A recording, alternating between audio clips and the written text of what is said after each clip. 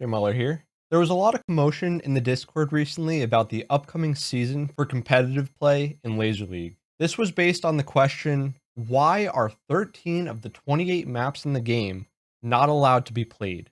Stick around for this one because there is a lot to talk about. There's a new pick and ban system in place for this season. Every game to be played is a best of 5 with Team A picking 2 maps and Team B picking 2 maps.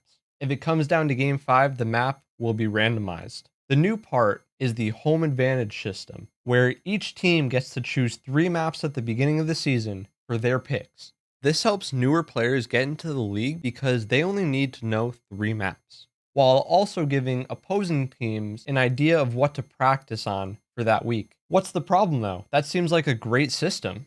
There are a total of 28 maps in the game, but only 15 are marked competitive from previous tournaments. With 2 colliding map systems working against each other, there were bound to be issues. The events team last week made a post saying all 28 maps in the game are available to choose from for your 3 advantage home maps. This is great news, with one fatal flaw. Previous tournaments had 3 maps banned from play altogether. They were Slingshot, Waka, and Gong. Gong had a bug that was recently fixed, and even though I hate that map, it should be in the pool, and it is. No problems there. The other 2, however, have yet to be fixed, and should absolutely stay on that ban list. The bug that both of them have is this. When 2 thieves activate their abilities close after one another on what appears to be one laser, this happens. Now, behind the scenes, this is actually 2 different lasers with the same node position. Why this happens is unknown, but it is very abusable. In a recent video I made, I explained the differences between a bug and a mechanic.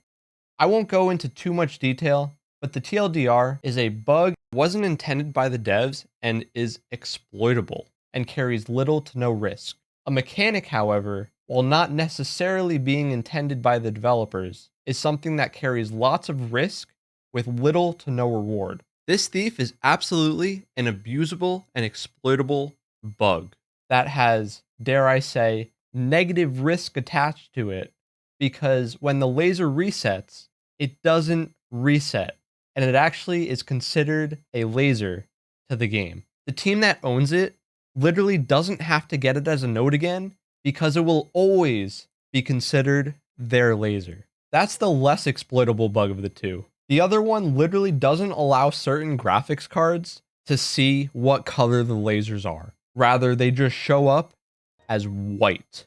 Better computers will have less problems because it was stated by the current developers that the processing power that Waka requires is linked to having too many lasers. That means having a better processor and graphics card shows less white lasers, which is almost entirely pay to win, or at the very least, pay to have an advantage. The worst part is, it's random when these white lasers show up. I would highly recommend that the events team bans at least Waka, but in my opinion, both Waka and Slingshot. I'm not saying this as a hater on these maps, because I believe that Waka is the current best map in the game if the bugs weren't there, and Slingshot is at A tier on my current tier list. However, I see what's fair when others see an easy win. But that's all from me. Let me know what you think about all this in the comments. Thanks for watching, and have a good one.